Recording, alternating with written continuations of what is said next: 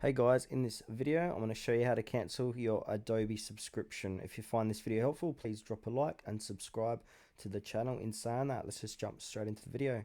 Alright, what you want to do is go to adobe.com and then make sure to sign in. And once you've signed in, you want to navigate to your plans in the top of the menu here. And then under plans and payment, click manage plan for the subscription you wish to cancel.